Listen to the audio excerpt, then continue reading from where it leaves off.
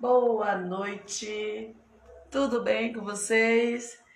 Nós estamos voltando às lives do Prof. Skillay, né? Sábado nós já tivemos uma live deliciosa com a Adriana, na casa de sua convidada, né? Foi assim, maravilhosa. E hoje, não menos, teremos, né? Uma live também que vocês vão amar. Primeiro porque a segunda convidada do ano também é uma delícia de pessoa. É uma menina que eu conheço, os pais, e a gente tem uma amizade boa e ela é... Vocês verão. Então, assim, já vou convidá-la porque ela já está aqui esperando, né? Então, deixa eu chamar a Débora, porque ela já está aqui. Então vamos lá.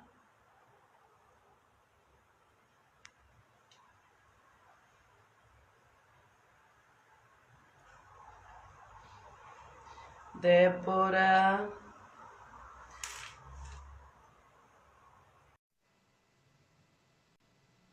Já convidei a Débora, ela já está. Olha a Débora aí, deixa eu só arrumar a minha galera um pouco. Olá. Belíssima.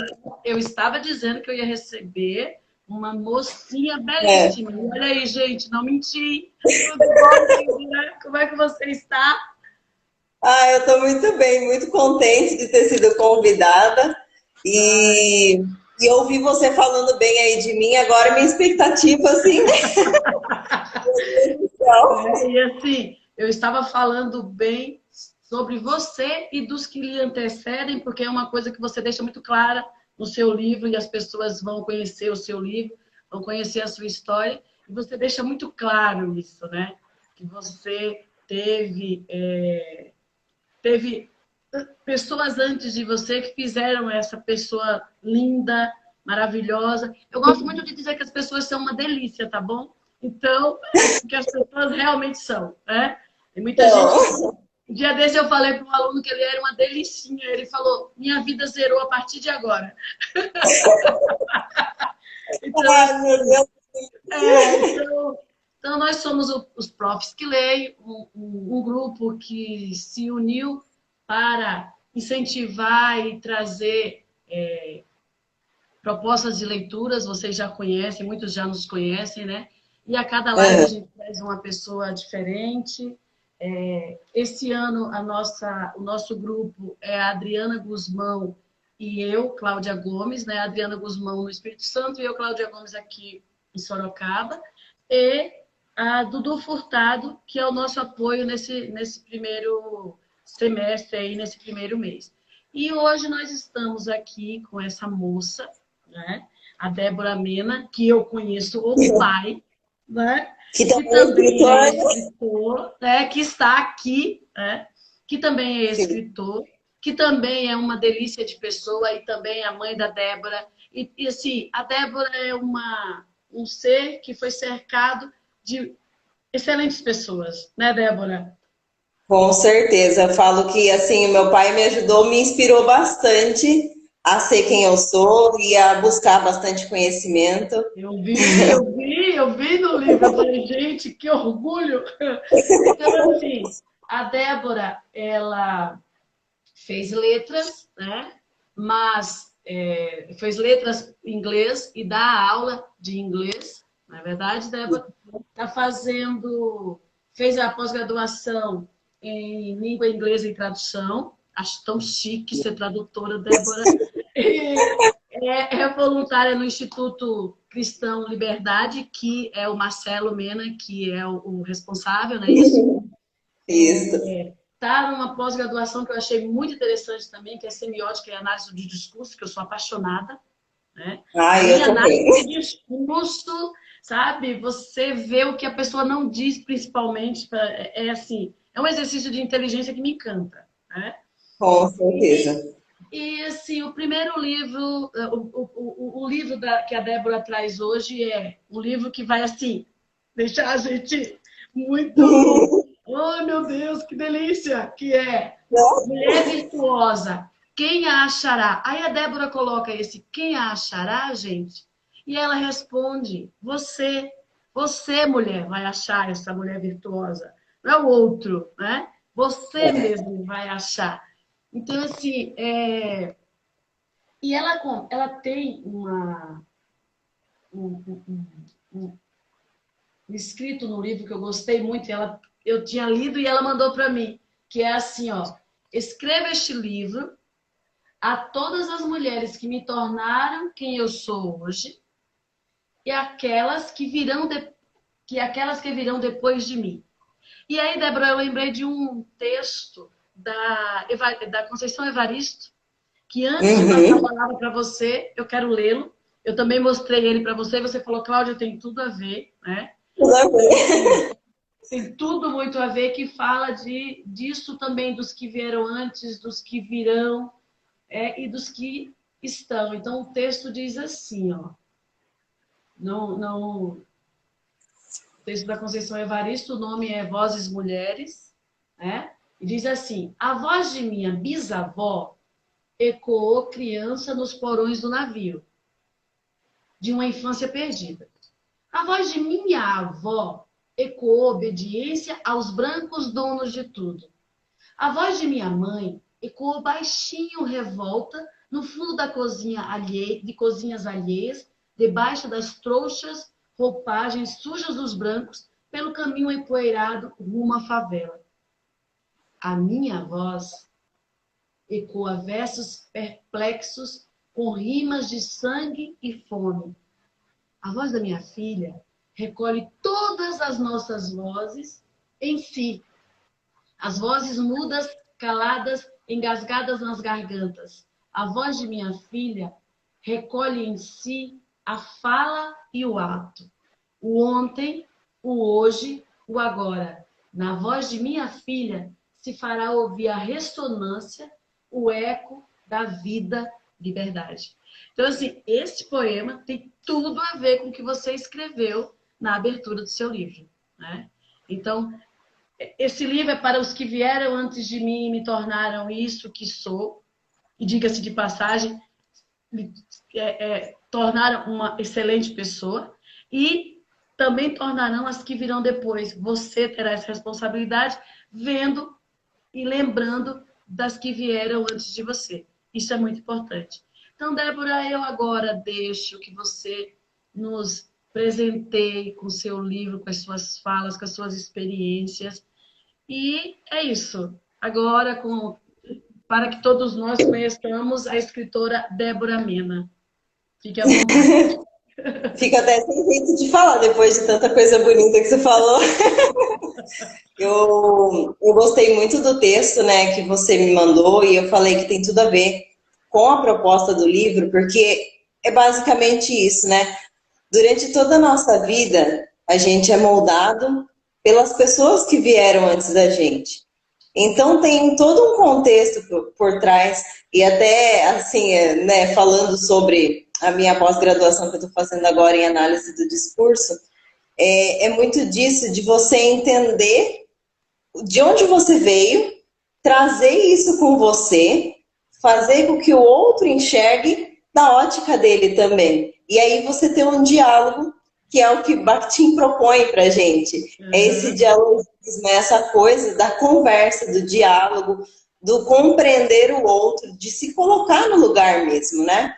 E eu falo que esse livro, ele é muito importante, tanto para mim, quanto para outras mulheres, e eu falo que o público que eu quero que leia esse livro é o público que já começou a ler e já tem surtido um certo efeito.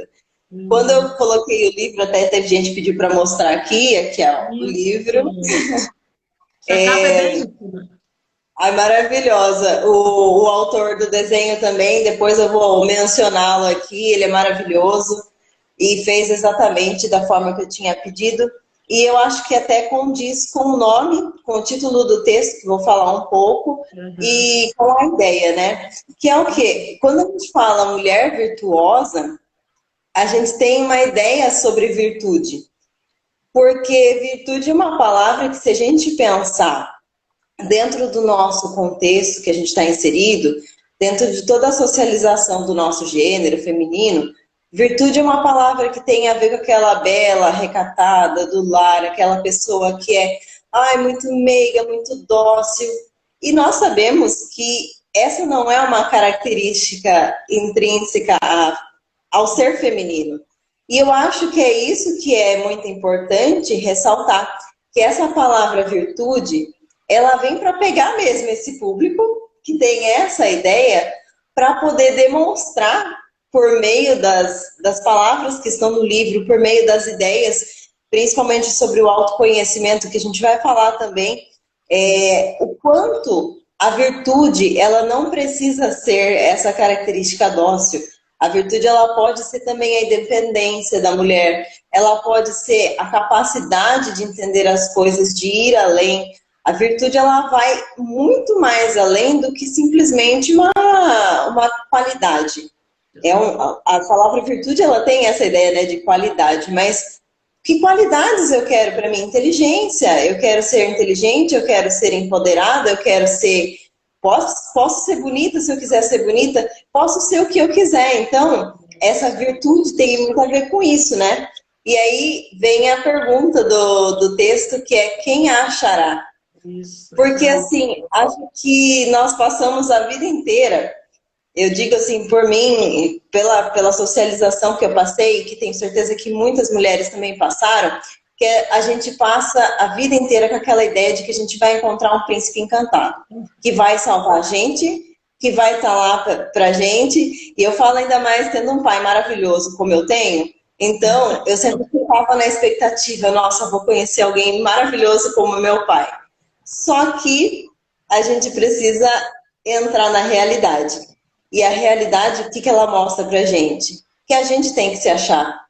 E não tem ninguém que vá fazer esse papel por você. Não tem um príncipe encantado.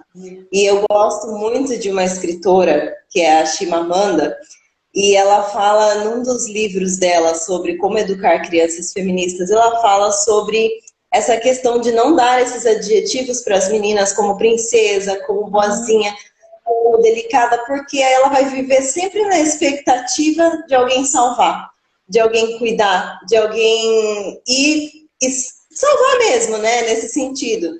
E não existe essa pessoa. Existe você que vai fazer esse papel. Então, quando eu coloco no livro quem a achará, você, é porque é você que é o responsável pela sua vida. Não tem mais ninguém. E é uma coisa que até a minha psicóloga sempre falava para mim, quando eu comecei a fazer terapia, ela falava assim, Débora, você fica muito preocupada com o que o outro acha, mas você não vive no corpo do outro, você não tem nenhuma responsabilidade sobre o outro. E aí foi quando eu parei para analisar que só eu tenho responsabilidade sobre mim e só eu vou me achar, só eu vou me encontrar. E aí esse livro, ele é exatamente isso, e até eu falo que o ilustrador, quando ele fez a capa, eu pedi para ele que ele fizesse, né, a mesma pessoa que é olhando para si, se conhecendo. Isso. Porque é sobre isso, é sobre a gente se encontrar, sobre a gente se entender. É eu olhar para mim mesma. Porque, assim, é muito fácil, e eu acho isso muito legal, que é muito fácil assim, a gente não se reconhecer. A gente raramente procura coisas sobre a gente. Até teve uma dinâmica em um dos colégios que eu trabalho que eu achei assim surreal, que foi falar sobre si, sobre as suas qualidades. E teve gente que ficou parada assim, eu não sei qual é a minha qualidade. Débora, fala alguma coisa sobre mim. Mas eu não posso dizer sobre ela, eu não moro no corpo dela, então eu só posso dizer sobre mim. E eu preciso saber quais são as minhas qualidades. Eu preciso me olhar no espelho. E aí, Olha, quando eu Débora, falo me olhar... teve uma vez que eu participei de uma dinâmica também, que a pergunta era: o que é que você gosta de fazer com você? Uhum, Você parecia que as pessoas, sabe, assim, elas não eram elas não sabiam dizer o que realmente lhes dava prazer. Porque tudo que elas sim, falavam dava prazer para o outro, não para elas. Não era uma coisa exatamente. delas, né? Tanto que esse ano eu postei assim: qual é o seu projeto? Qual é o projeto que só dá prazer a você? E poucas É, pessoas respondem, porque a gente sempre pensa, nossa, olha, meu filho vai amar isso, meu marido vai amar isso, meu pai vai amar isso. Não, eu não estou falando dos outros, eu estou querendo dizer o que, que você vai fazer para você. Que é uma das coisas que você coloca muito no seu livro, né? Exatamente, é assim, é uma coisa que eu só parei para analisar muito tarde. Eu falo que foi muito tarde porque, apesar de eu ser jovem, ainda não. Né? Eu tenho meus 27 anos, mas assim, descobri isso tardiamente, porque eu podia ter descoberto isso cedo, mas aí eu não seria também quem eu sou hoje. E não teria todo esse processo. Então a gente vai aceitando essas coisas, né? Mas uma coisa que me fez assim entender sobre isso foi quando eu estava passeando e eu percebi que eu estava fazendo uma caminhada. E aí a minha psicóloga falou: Débora, você está aí caminhando, você está aí andando. Quais são as coisas que você percebe?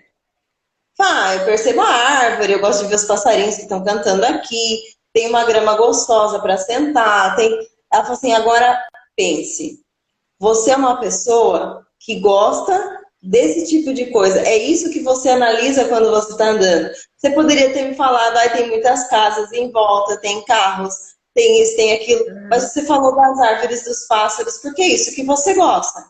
E foi quando eu voltei para mim mesma e eu falo que eu vivo nessa luta constante da Débora criança e a Débora adulta. Que se você for ler o livro também você vai perceber muito disso. Verdade, verdade. Que eu vejo assim, que eu quando eu era criança eu tinha um pensamento e agora, adulta, eu tô voltando àquela criança. O que a Débora gostava? Eu gostava quando meu pai fazia uma casa de bananeira pra gente, com folha de bananeira, a gente tomava chá, minha mãe fazia pipoca, a gente conversava, ria, eu fazia bolo de terra pro cachorro. Então eram coisas simples, eram coisas que não tinha recurso financeiro que pagasse aquilo. Entende? E aí, quando você é adulto, você acaba deixando seus sonhos de lado, vivendo os sonhos de outras pessoas, vivendo aquilo que você acha que é certo, de acordo com o que você aprendeu, né, dentro da sociedade, do que você vê as pessoas buscando. Por exemplo, você vê pessoas querendo comprar casa, querendo comprar o carro do ano. Você vê muitas coisas assim que talvez não dizem respeito a você. E eu falo isso sobre mim porque eu gosto desse tipo de coisa, da terra, eu gosto da grama. Então, por que eu vou buscar coisas que não têm a ver com isso que eu gosto e viver sonho de outras pessoas? E aí, quando eu estiver lá, naquele lugar que outras pessoas sonharam para mim, eu não vou estar satisfeita, e aí? Né? Eu acabei vivendo por outros, eu não vivi por mim. Então, eu, Débora, gosto de arte. Se tem uma coisa que eu gosto, é arte. Então, eu gosto de pintar, eu gosto de música, eu gosto de cantar, eu gosto de sentar na terra, eu gosto de ir lá colher jabuticaba, plantar o pé de jabuticaba, eu gosto dessas coisas. Então, é para isso que eu tenho me dedicado agora, para o meu gosto, para as coisas que fazem sentido para mim, mas que podem não fazer sentido para você. Então, é aquela coisa de saber, de ter esse autoconhecimento, que eu falo que é uma das coisas mais importantes para a gente, é esse autoconhecimento, é saber o que a gente quer, qual é o nosso objetivo, para que a gente veio ao mundo, quais são as nossas ideias, o que a gente sonha, né? Porque a gente tem sonhos também, então, quais são os meus sonhos? Para que eu vivo, né? E a partir do momento que você descobre tudo isso sobre você, você começa a ter qualidade de vida. Porque eu falo, é uma coisa simples. Eu gosto de cachorro, eu gosto dos meus cachorros, eu gosto de treiná-los também. E eu peguei mais um cachorro no começo do ano, né? E eu falo que isso, para alguns, assim, falarem, eu não teria feito isso, porque acho que mais um cachorro é muita coisa. Exatamente, é mais para aquela pessoa sim, mas para mim não, para mim foi excelente, para mim foi uma mudança de vida que foi produtiva, que tem a ver comigo. Então, quer dizer, para algumas pessoas não faz tanto sentido quanto faz para mim, né? E aí saber o que eu quero é o importante. E é uma coisa que eu sempre tive dúvida, o que eu quero, né? Eu acho que a humanidade tem essa dúvida, né, Débora? Só que algumas pessoas fazem como você, vai em busca, querem respostas, porque querem se sentir realmente bem, né? E outras passam a vida e deixa-se mesmo. E aí, como eu fico brincando, como diz o filósofo Zeca Pagodinho, né? Deixa a vida me É. levar, né? Fica mais fácil, porque olhar É. para olhar, essa semana eu estava lendo, eu vi uma frase do Freud que diz assim: cada ser humano é um abismo, e é olhar para dentro da vertigem, né? E aí tem gente que É. prefere não olhar, mas eu prefiro enfrentar a vertigem e eu tô vendo que você também.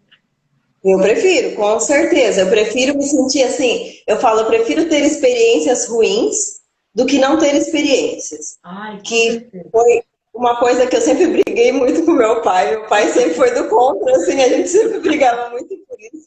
Que teve até uma vez que eu falei pro meu pai, eu falei, não, eu vou fazer, e se eu me arrepender, eu vou voltar aqui e vou falar, ó, tô arrependida. Porque eu prefiro fazer e me arrepender, porque aí eu tive a experiência, e eu acho que todo mundo tem direito a ter essa experiência. Exato. Então, assim, existem muitas mulheres que não têm essa experiência porque elas vivem os sonhos dos maridos.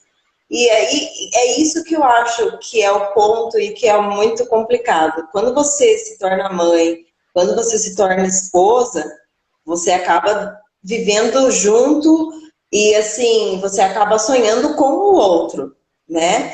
Mas a gente não pode sonhar o sonho do outro, é sonhar com, sonhar junto, né? Então, sempre ter esse autocuidado de chegar e falar, não, hoje eu vou fazer uma coisa para mim, hoje eu vou cuidar de mim. O que eu gosto de fazer?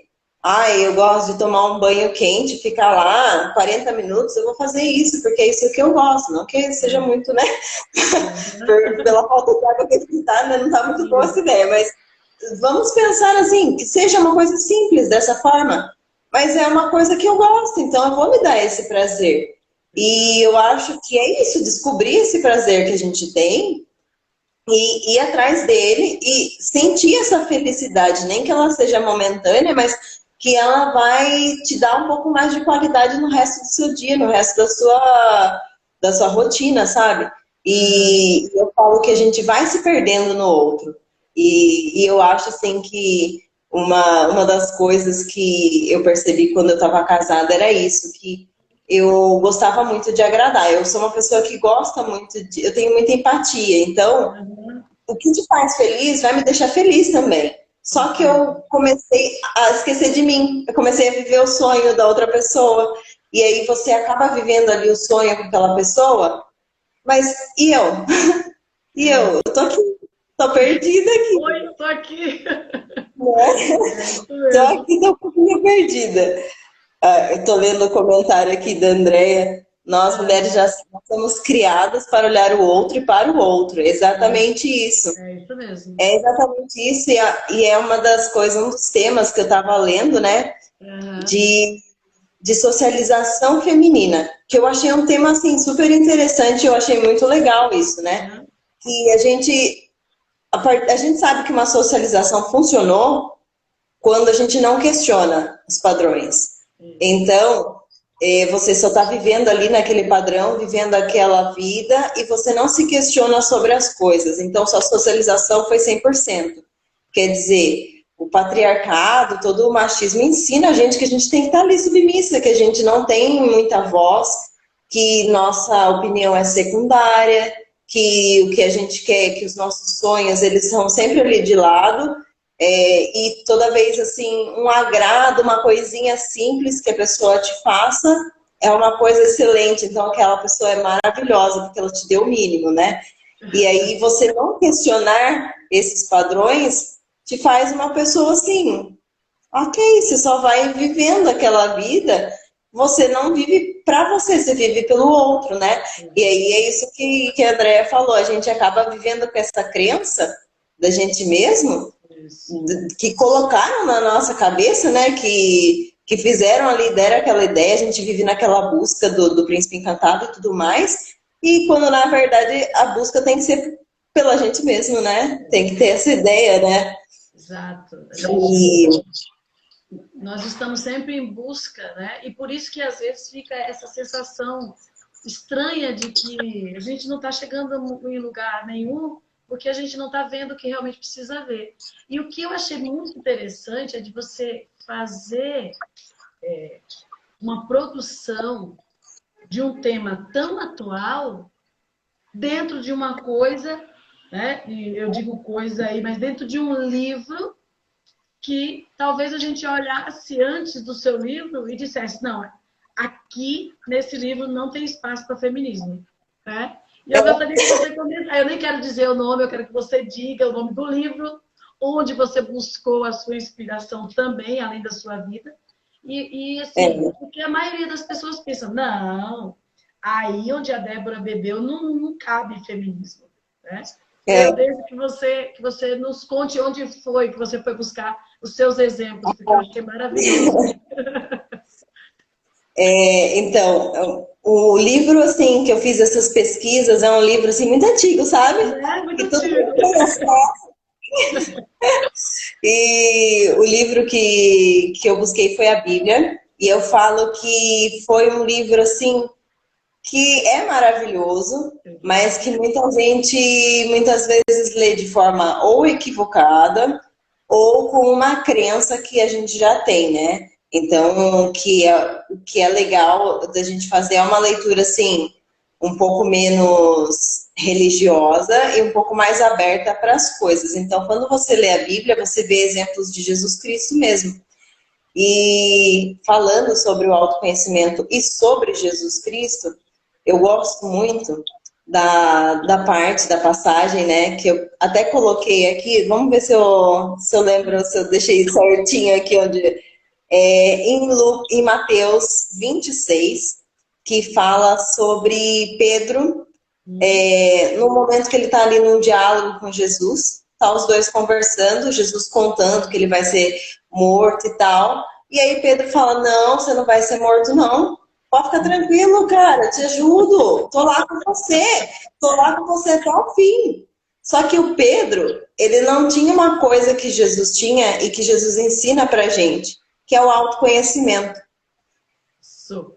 Jesus se conhecia, Pedro não se conhecia. E aí Jesus acaba falando para Pedro, então, é que assim, você vai me negar mais tarde. Porque ele não se conhecia, mas ele era uma pessoa volátil. Uma hora ele tem uma opinião e outra hora ele tem outra. Se ele fosse uma pessoa que se conhecesse, ele daria o apoio ali, mas ele não se pronunciaria nessa questão, como acho que muitos dos discípulos também. Eles ficaram, né, com aquela dor junto com ele, mas não se pronunciaram para tomar frente de alguma coisa. Pedro não se conhecia, Pedro estava no auge ali, né, da sua euforia, foi lá e falou, não, vou estar junto com você, e acabou não estando junto. Então, logo mais em seguida, lá em Lucas, tem um exemplo já o oposto, de Jesus, que quando Jesus vai ser crucificado, o que ele fala? Ah, eu não queria que isso acontecesse. Se fosse possível que o Pai passasse esse cálice, porque ele não quer. Ele é sincero, ele é honesto com a dor dele. Ele está sentindo medo. Ele está sentindo dor porque ele está no corpo de um homem. Então, ele tendo esse autoconhecimento, ele sabendo quem ele sabe a função que ele tem. Ele sabe o que ele vai ter que fazer. Ele está ciente disso, mas ele não deixou de sentir medo. E eu acho que isso é uma das coisas mais bonitas, a gente conhecer os sentimentos que a gente tem e a gente saber dar nome para eles. E assim, nunca tomar decisão baseada num sentimento, porque isso é uma das coisas que eu também aprendi e que eu acho muito importante de falar para as pessoas, que é isso, que o sentimento ele é uma onda, ele vai bater forte em você, você vai sentir assim com toda a intensidade. Tenho certeza que Jesus, na hora que ele sentiu aquele medo, ele deve ter ficado triste, deve ter ficado frustrado, mas ele sabia os sentimentos dele, mas ele também sabia da função que ele tinha. Se ele tivesse tomado uma decisão baseada no que ele estava sentindo, talvez a gente não estaria aqui, não teria, né, tido nada, enfim, acabou o mundo ali, beleza. Mas não, ele foi e fez. Então é uma das coisas que a gente também aprende com Jesus, a não tomar decisão baseada no que a gente está sentindo no momento. Esperar as coisas se acalmarem e fazer o que tem que ser feito, né? E outra passagem também que a gente vê na Bíblia, que eu gosto muito, que eu falo que foi assim, a parte mais bonita, que eu até tinha conversado com a minha psicóloga sobre essa passagem, que eu achava assim, maravilhosa, que é da mulher que está a mulher samaritana que está no poço, lá em João 4. Uhum. E ela está lá no poço, pegando água, e Jesus ele é o primeiro a dar um passo assim para o feminismo. Por quê? Porque ele conversa com uma pessoa que não tem nada a ver com ele, que não tem nada a ver ali, né, não é o mesmo povo dele, então ele já não teria nem que ter conversa com aquela mulher. E outra, ela é uma mulher, tanto que os discípulos depois falam, nossa, Jesus estava conversando com uma mulher. Nossa, que escândalo, meu Deus do céu! Porque não era comum aquilo. Não era comum um homem conversar, dialogar com uma mulher. Mas Jesus chega e ele vai conversar com ela. E aí ele chega e pergunta para ela assim, viu, onde está seu marido? Mas ele não pergunta para julgar. Não. Ele pergunta para ela com qual a intenção?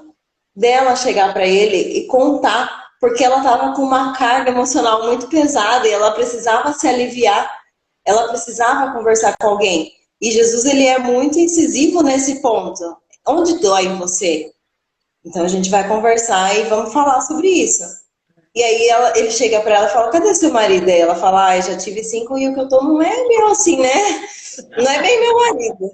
E aí Jesus chega e fala para ela, disseste bem. Mas ele não julgou, ele não falou, viu, você tá errado, viu, faz favor de casar agora, porque, né, nos costumes acho que você não tá indo certo aí. Não, ele não falou isso pra ela, bem pelo contrário. Ele dá uma missão pra ela. Ele fala pra ela ir até o povo e contar com quem ela esteve, e ele ainda fala que vai dar pra ela da água da vida. Ou seja, ele deu a salvação pra ela.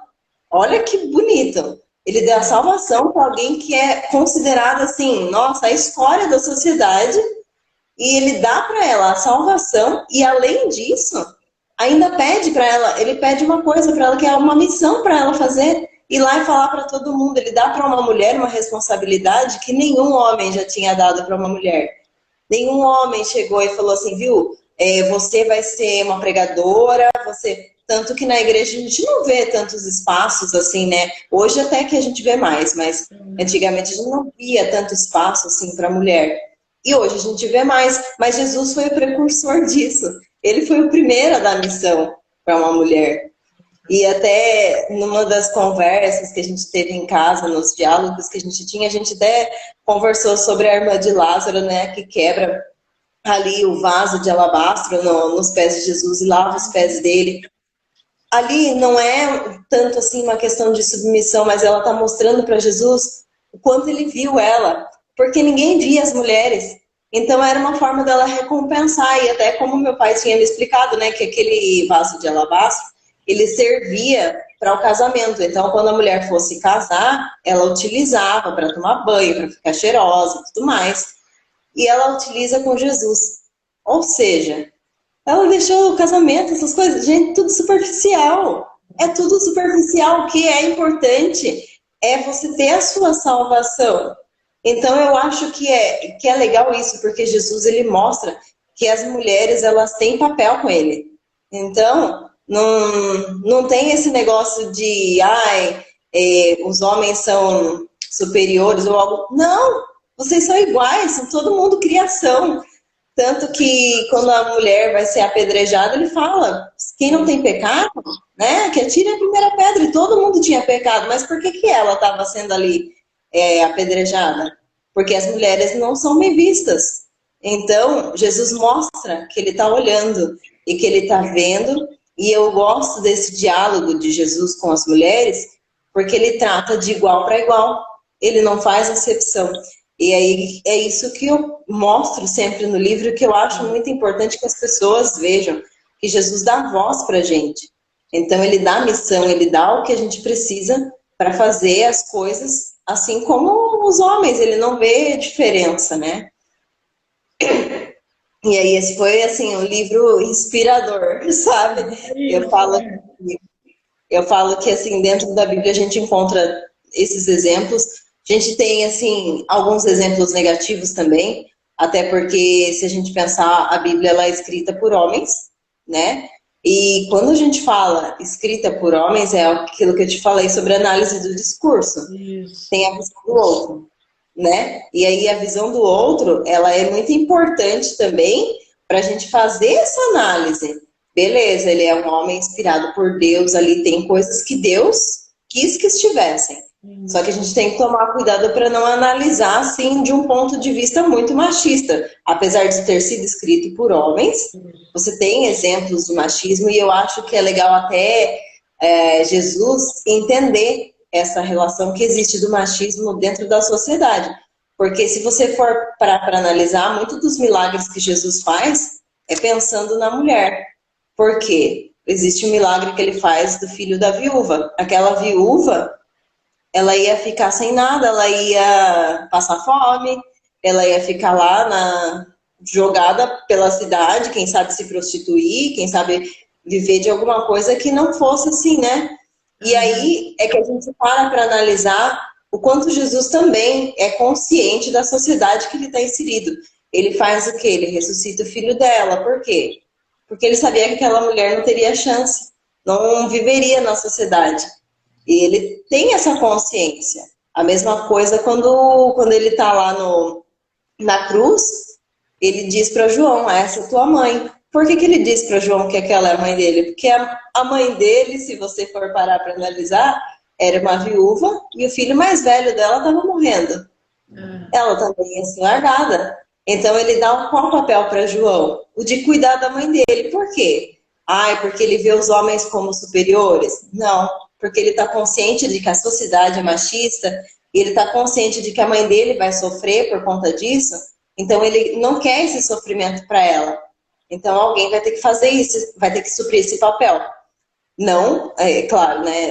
A gente tem que pensar na sociedade como ela era, né? Hoje em dia é totalmente diferente, a gente sabe que essas coisas não aconteceriam, né? Ainda assim a gente tem, né, muito sofrimento de mulheres que são largadas e é complicado, mas não é como era antes, né? Então Jesus, ele tem essa consciência também. E assim, outros assuntos bem delicados também que vão estar no livro, sobre a questão do relacionamento abusivo, do abuso em si, que era uma coisa comum. E eu falo que até hoje ainda é uma coisa comum e é bem velado, que ninguém fala muito. E a gente, lembrando, né, quando a gente tem esse autoconhecimento, quando a gente sabe sobre si mesmo, quando a gente sabe sobre o que dá prazer pra gente, a gente começa a ter noção do que é o oposto do prazer também. Então, o que eu não posso aceitar? Quais são as relações que não são legais? Tem muitos exemplos na Bíblia, tem até um dos exemplos que eu gosto bastante, que é o de Davi. E eu até coloquei lá sobre a esposa, né, que vai se tornar a esposa dele, mas que era uma mulher que era casada com um homem que era extremamente abusivo. E era um homem narcisista, e a gente sabe que o narcisismo hoje ele é muito comum. Tem muitos homens que apresentam esse comportamento, esse transtorno de personalidade. E já é uma coisa que acontecia há muito tempo. E Davi, mesmo tendo autoridade durante aquela época, nem ele era respeitado pelo Nabote, no caso, né? Que era o homem que estava ali, que era um homem abusivo. E aí Deus mostra que ele não está de acordo com isso quando Nabote morre. Porque a morte dele é uma causa, assim, muito, né? E aí você fica, mas por que ele morreu? Porque Deus não concordou com isso. Porque aquela mulher, ela precisou praticamente implorar socorro, pedir socorro, porque ela não estava mais aguentando aquela situação. E quantas mulheres hoje em dia também passam por essa situação, elas só não pedem, assim, o socorro, porque elas não sabem que podem pedir, mas pode pedir socorro. E você não precisa ficar numa relação só porque você não acabou ali no casamento. Não, se está acontecendo abuso, Deus não tolera, Deus não acha legal isso não. Então você precisa falar, você precisa se abrir. Só que tem a coisa da vergonha, e eu falo que quando você passa por isso, é uma coisa assim, é claro que com você se entendendo, você sabendo seus limites e tudo mais, você é capaz de falar, mas você sente um pouco da culpa. Apesar de você não ter culpa, você sente a culpa como se você tivesse feito algo errado para merecer aquilo, e não foi. Verdade. E aí eu acho que é muito legal, e eu coloco isso no livro também, que você precisa entender em qual momento que isso daqui já não está sendo mais legal. Será que isso pode acontecer no casamento? Pode acontecer num casamento. É super comum. E a gente não fala porque, é assim, a gente tem medo de tocar na ferida, né? Mas a gente tem que tocar na ferida, não tem jeito, senão as mulheres não sabem que podem falar. E aí eu acho que isso é uma das coisas que também está na Bíblia e eu acho também importante de falar. E tem uns outros trechos daí um pouco mais pesado, e aí eu falo também sobre outros tipos de abuso, o abuso físico, e eu falo também que isso acontece geralmente, né, em lugares que a gente está familiarizado, né, onde a gente sente um pouco mais de segurança, é ali que mora o perigo. E aí a gente precisa estar consciente o tempo todo, que é uma coisa que é complicada. O estar consciente, estar vivendo no seu corpo 100% do tempo, estar ali sem alienação é complicado, mas a gente, né, precisa passar por aquilo. E o último capítulo, né, que é sobre o amor. E aí depois de tantas coisas, né, a gente fala sobre o amor, que assim, a gente tem uma visão também um pouco limitada do amor. A gente vê o amor como isso aqui e o amor é gigantesco, né? Eu estava comentando que assim, a gente precisa aprender a parar de romantizar todas as coisas, né? Então, a gente... o amor já não é romântico? Calma. As pessoas querem romantizar os amores, né? Então, aí volta de novo aquela ideia do príncipe, do amor perfeito, do amor para sempre. E aí as pessoas dizem: se acabou é porque nunca teve amor. Onde está escrito? Quem falou Onde, né? isso? Quem foi que disse? Entende? Teve, mas aconteceram tantas coisas que aquele amor que não era pequeno, ele esvaiu-se. Não, não era, porque se fosse não tinha, viu? Nada suporta tantos descasos, tantos maus tratos, né? É só você pegar uma planta, né? Eu sempre falo isso. Pegue planta, você que gosta, pegue um animal, viu? Se você não cuidar, se você não tratar, se você não devolver aquilo que ele te entrega, não vai ter. se não tiver o compartilhar desse sentimento, vai acabar sim. E um dia foi amor sim. Né? Sim. E a gente precisa entender o que é o amor. Porque é aquela coisa assim, a gente sempre fica esperando, eu gosto muito de falar sobre isso, a gente sempre espera que seja recíproco. Isso. Mas qual a sua garantia de que é recíproco? Nenhuma. Mas ele traz flor, mas ele faz isso, ele faz aquilo. Cadê? Mas cadê o amor? O amor é para sentir, o amor não é objeto. Então pode ser que as demonstrações façam com que a gente sinta esse amor. Isso é fato, isso é óbvio. Mas eu só tenho garantia do que eu dou. Eu não tenho garantia do que eu vou receber. E aí eu utilizo também do texto bíblico que é lá em João 3,16, que é o que todo mundo gosta de falar, né? E eu falo que todo mundo fala sobre esse versículo, sobre esse capítulo 3, sobre o versículo que Deus amou o mundo de tal maneira, uma maneira tão grande que ele deu seu único filho, para que todo aquele que nele crê não pereça, mas tenha a vida eterna. Essa é a frase maravilhosa. Perfeita. Deus amou o mundo. Deus deu o único filho que ele tinha. Ele foi lá e deu para você, porque ele te ama. Olha a prova de amor que ele te deu. Aí logo em seguida, mas as pessoas não quiseram. Escolheram as trevas. Pera, Deus teve um amor que não foi recíproco? Sim, sim. Porque muita gente não escolheu ele. As pessoas não quiseram ele. Ele deu porque ele quis. O amor é dele, ele deu o que ele quis, mas ele não tinha garantia de que ele ia receber de volta. Então é sobre isso o amor. É você dar, mas você não tem garantia de que você vai receber. E aí quando você tem essa consciência de que você não vai receber de volta, aí você começa a amar de verdade. Porque aí você só tem para dar. Então, não importa se você vai receber ou não. É fazer como Deus fez. Ele amou de tal maneira que ele entregou tudo que ele tinha. Ele recebeu de volta? Não. A gente diz que ama a Deus, a gente ama. Mas qual a garantia disso? A gente faz as coisas assim para provar que a gente ama a Deus, tudo, mas não é todo mundo que devolveu esse amor que ele tinha. E aí é isso que é importante da gente entender. A gente não vai receber o tanto que a gente dá de volta.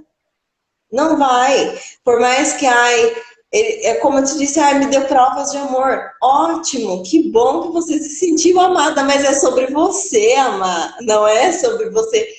O sentimento de receber é bom, mas o de dar é melhor ainda, né?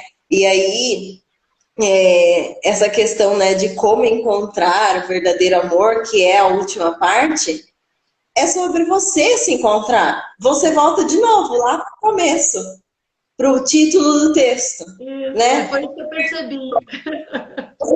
Mulher virtuosa, quem achar, você volta lá para o começo. É você. Você que é responsável por tudo. Lembra que é você que ocupa o seu corpo, é a sua alma, é a sua consciência. Então, é você que é responsável por você e por tudo que você sente. Se eu sou responsável por tudo que eu sinto, então eu começo a dar mais amor. Aí entra naquela passagem, mas o amor tudo espera, tudo sofre, tudo crê, tudo suporta. Sim, mas o que é o suportar? E até tem esse exemplo lá, né? Ok. Eu falo que eu vou até usar o exemplo da minha mãe, ela está aqui assistindo, eu vou usar o exemplo dela. Ela descobriu que estava com diabetes no final do ano passado, em outubro, eu acho, se não me engano. Eu falo que foi um choque tão grande, minha irmã me mandou mensagem, porque assim, ela já estava com o problema há muito tempo, então o médico falou que era preocupante. E minha irmã me mandou mensagem. Naquele momento, eu e minha irmã, a gente estava assim, o que a gente vai fazer? A gente não está na nossa mão. E agora? O que eu posso fazer pelo outro? Então, esse tudo suporta é esse tipo de suportar. Eu tô lá junto com ela, eu tô lá demonstrando que eu amo ela. Eu tô preocupada com ela, eu tô sentindo a dor dela. Mas eu posso fazer alguma coisa? Não. Eu tô suportando. Eu tô crendo, tô suportando. Agora, amor, você está dentro de um relacionamento que o marido bate na mulher. O marido bateu na mulher e ela está suportando, isso não é suportar. Porque quando a gente pensa em suportar, é suportar o amor, não as coisas ruins. Quando você fala o amor tudo espera, tudo crê, tudo suporta, você já pensa que se você ama alguém, você vai deixar ela passar assim impune por alguma coisa? Ou ela precisa de correção? Seu filho faz alguma coisa errada, você vai deixar, criança, si mesmo. Você deixa ali? Não. Você vai corrigir, seja conversando, seja da forma que você for fazer, fazendo um castigo. Não sei, né, como é que funciona a criação, assim, do modo geral, mas pelo menos eu, como professora, quando um aluno faz alguma coisa errada, eu chego e converso, falo, olha, não foi legal. Ou talvez, viu, vamos conversar com a coordenação, vamos conversar com a direção, se passa um pouco maior, né, um pouco mais grave. Criança bateu, peça desculpas. Você não deixa impune uma criança. Por que você deixa impune um adulto? Exato. Por que você suporta apanhar de alguém? Por que você suporta um abuso físico, um abuso psicológico? Você não está amando. Você não está suportando. Porque o que você está fazendo é deixar impune ali. Eu não estou nem vendo. Você está deixando aquela situação como está. E não é certo. Quando a gente ama, a gente sabe que as consequências precisam acontecer. A correção precisa vir de alguma forma. Uma das coisas que eu achei legal vendo uma mulher que eu conheço falando sobre, né? Ela era criança quando ela viu, né? O pai agredir a mãe. A primeira coisa que ela fez foi ligar para a polícia. E foi uma atitude correta. Por quê? Apesar de ser o pai dela, a pessoa que ela amava, mas ela viu ele fazendo uma coisa errada. O que acontece quando a gente vê uma coisa errada? A gente conserta. Então, o amar está relacionado a isso. A você suportar a dor de precisar perder aquela pessoa, a amar uma pessoa à distância que seja, né? E também não tem nada a ver com posse. Você não vai ficar com aquela pessoa para você, ela não é sua. Então, também tem muito disso, né? Porque às vezes a gente acha, eu amo tal pessoa, fulano tem que ficar comigo. Não tem, não tem. Pode ser que ele ame outra pessoa, e aí deixa aí. Porque o Isso aí. amor também, ele suporta, então ele vai suportar. Você vai ficar feliz por aquela pessoa estar feliz. Então, o amor é tudo isso, né? É você se colocar no lugar do outro, é você entender o limite do outro. Então, você canaliza, né? O amor, por ser um sentimento muito grande, muito expansivo, a gente precisa canalizar para não ficar uma coisa desordenada, né? E você Então, colocou uma coisa interessante, quando você diz assim, respeitar o limite do outro, e eu entendo que o amor também é pôr o limite no outro, para que ele não ache que sim, ele pode invadir você, né? A minha filha que fala muito isso, ela fala, mãe, às vezes as pessoas fazem determinadas coisas porque a gente não coloca até onde ela pode ir com a gente, né? Então você é, não diz para o outro, olha, eu te amo, mas é até aqui, tá bom? Não que eu te amo até é. aqui, daqui para cá eu não vou te amar mais. Eu te amo, mas você tem um limite. Eu sou outra pessoa, eu não sou uma extensão de você. Que é o amor que às Uhum. vezes a mãe quer oferecer para o filho, né? Como se ele fosse uma vida inteira a extensão dela. Então ele tem que ser igual a ela, fazer igual a ela, pensar igual a ela, querer igual a ela e realizar os sonhos dela. Aí é um amor meio estranho também, né? Meio esquisito, né? É. Eu achei legal, posso comentar Por uma favor, frase por favor. Porque eu estou tentando ler aqui e para mim não aparece muito. Então, por que favor, se você aparece? está lendo, tá parecendo transparente para mim, entendeu? Pode Aqui ler. a resposta da minha tia Hilma. Muitas mulheres suportam porque elas não têm independência financeira. Legal, legal essa frase, porque assim, como eu disse, na nossa socialização, a gente aprende a depender do outro. E aí é uma parte muito perigosa. Muito perigosa. Porque existe aquela questão da cumplicidade que a gente adquire com o outro, mas a gente também precisa entender que, assim, nem sempre a gente vai contar, né, com o que o outro vai nos oferecer. Só que é aquela coisa, a gente entende, é claro, que existem mulheres que não tiveram a oportunidade de estudar por conta do marido, não tiveram a oportunidade de trabalhar por conta do marido, não tem independência financeira, mas ela pode contar com uma rede de apoio, que eu falo que foi muito importante, por exemplo, no meu caso. Logo antes, assim, né, de eu me separar, já não estava me sentindo bem, tudo, já estava passando por algumas situações muito complicadas, e eu estava numa situação também, nessa mesma questão de não ter independência financeira.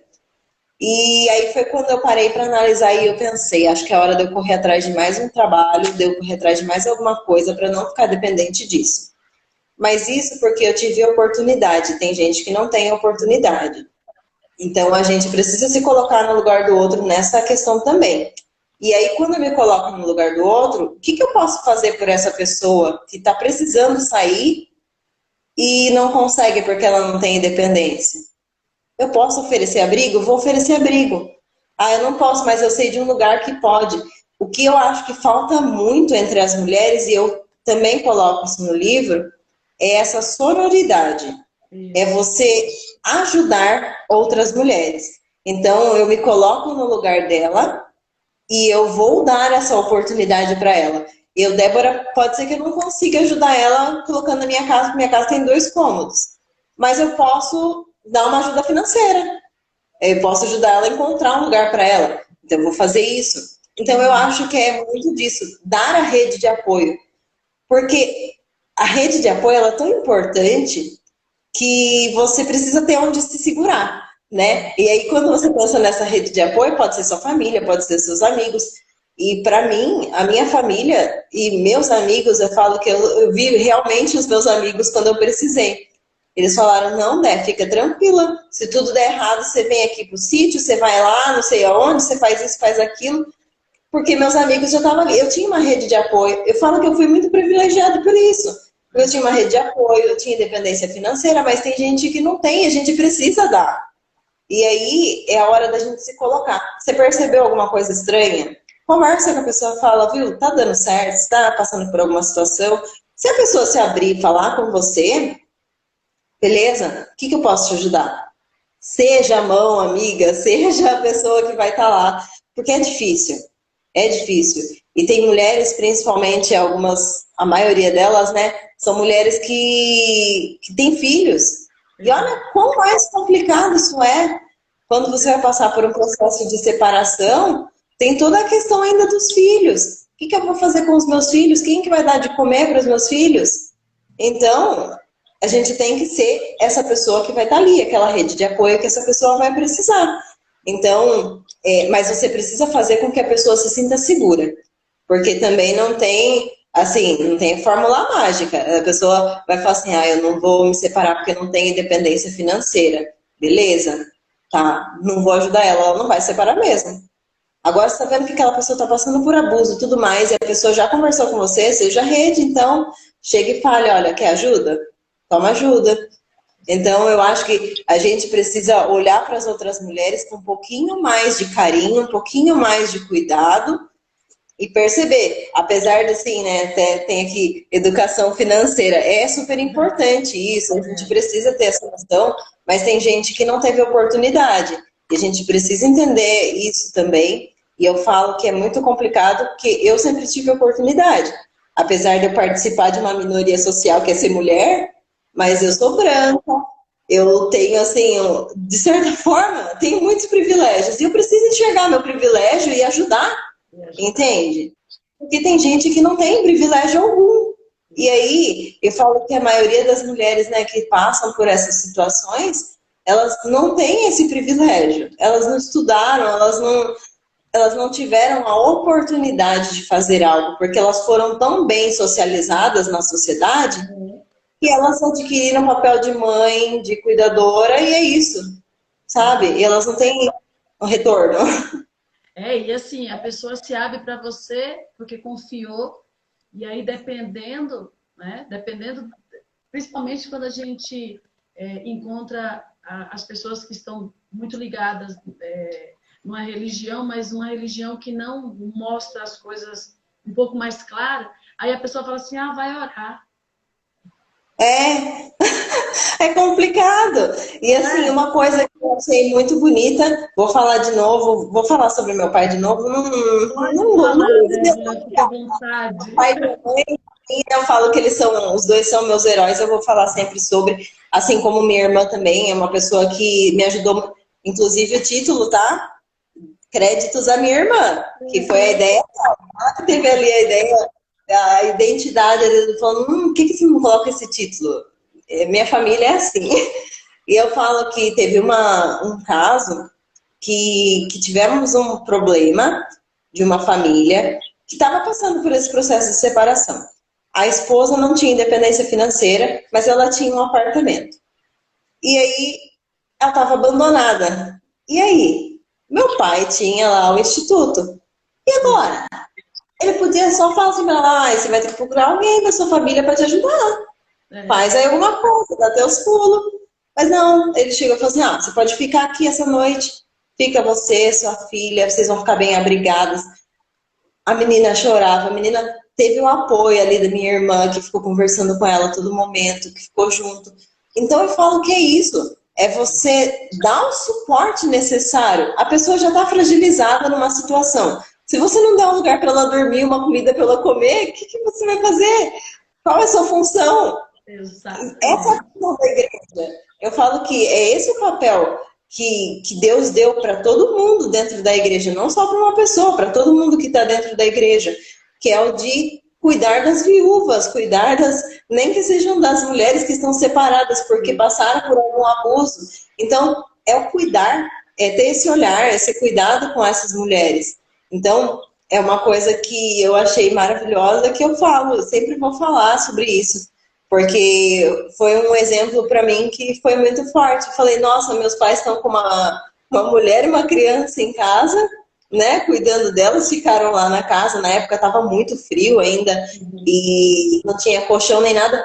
Não tinha colchão nem nada. Então vai do jeito que tá, entendeu? Vai cuidar, vai ter o apoio, sabe? Então, é isso que eu acho que a gente precisa fazer. Não como acontece num dos exemplos também que eu coloquei, que é da Sara. Que ela fica, primeiro ela dá a serva, né, para o marido ficar, para o marido ter um filho, e aí depois ela manda a mulher embora. Ela vai ter o filho dela, manda embora. Não gosto mais, não gostei do jeito que ele brincou com o meu filho. Ai, achei que pode dar algum problema. Vai embora então. E ela vai embora com uma água e um pão. Isso é jeito de uma pessoa que, né, que se julga cristã fazer? Não, a gente tem que ter sororidade, ajudar as outras mulheres. Se elas estão passando por uma situação complicada, se elas estão passando por uma separação, se não tem o que fazer, se ela não tem uma rede de apoio, seja você a rede de apoio. Ajude e fale, não, tá tudo bem, eu vou lá junto com você. Então, não tenho condições, por exemplo, pagar um advogado. A gente faz alguma coisa aqui, dá um jeito. Mas é isso, é dar às outras mulheres essa condição. E entender seus privilégios também, porque isso é muito importante, a gente entender que a gente tem privilégio e ajudar quando a gente sabe. E aí, pode falar. E eu gosto dessa consciência, né?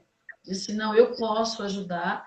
E aí, assim, de novo tira o romantismo da situação, né? Não, olha, não tinha colchão, não tinha nada, mas tá bom, vamos fazer assim mesmo.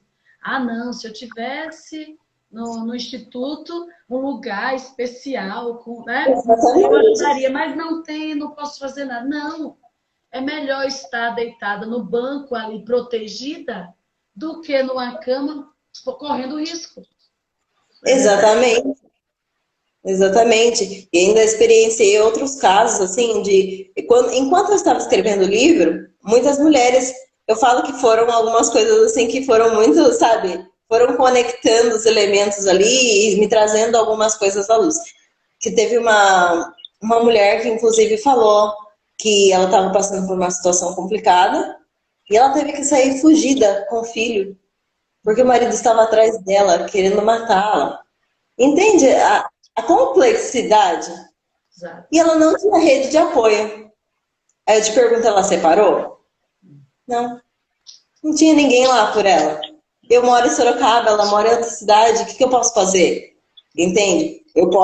Como eu sempre disse, estou aqui, estou para te receber. Se for de extrema necessidade, você vem, a gente vê o que a gente faz, porque em tudo se dá um jeito, né? Mas falta lá onde ela está. Ela não tem segurança. Quem está aqui do meu lado? Não tem ninguém do meu lado. Tem uma amiga da internet, mas uma amiga da internet vai fazer o quê por mim? É verdade. É complicado. E aí a gente tem que estar consciente disso. E me doeu muito. Falo que me doeu muito não poder fazer algo. E não ser a rede de apoio que ela precisava. E saber que talvez ela passe de novo por essa situação porque ela não tem ninguém junto. Mas assim, dar essa consciência para as pessoas que eu acho que é o importante, sabe? Que outras pessoas tenham essa mesma ideia que eu tenho, que você tem, e ajudar. A minha mãe falando, dormiram bem quentinhas com cobertores em cima do palco. É isso, a gente precisa com o que tem, com o que dá. E a gente precisa dar essa consciência para outras mulheres. Você viu acontecendo alguma coisa? Pode meter a colher, sim. Não tenha medo. Porque, ai, não, é briga de marido e mulher. Não, é uma briga que te inclui também. Você é mulher. Eu lembro Você que uma vez eu tive uma experiência que me marcou bastante. Eu estava correndo no Parque das Águas e tinha uma moça em cima da moto e um moço puxando e não deixando ela sair. Eu dei uma volta, olhei, aí né? dei a outra volta, aquilo persistiu. Na terceira volta eu já fui bem devagar. E aí fui muito devagar. E aí outras pessoas viram que a gente... E assim, foi se aproximando outras pessoas e perguntaram para ela, está tudo bem? Quando perguntaram para ela, está tudo bem? Ele disse um palavrão, né? Muito adequado. Mas soltou, ela conseguiu ligar a moto e foi embora. Então, ela só precisava que alguém chegasse para que ele se sentisse intimidado e deixasse ela ir embora. Não foi nada. Para nós que estávamos ali, nós não fizemos nada. Para ela, nós fizemos muito. Nós só perguntamos, está tudo bem? Não precisou mais nada, Débora. Só essa pergunta. Só que ele olhou e viu.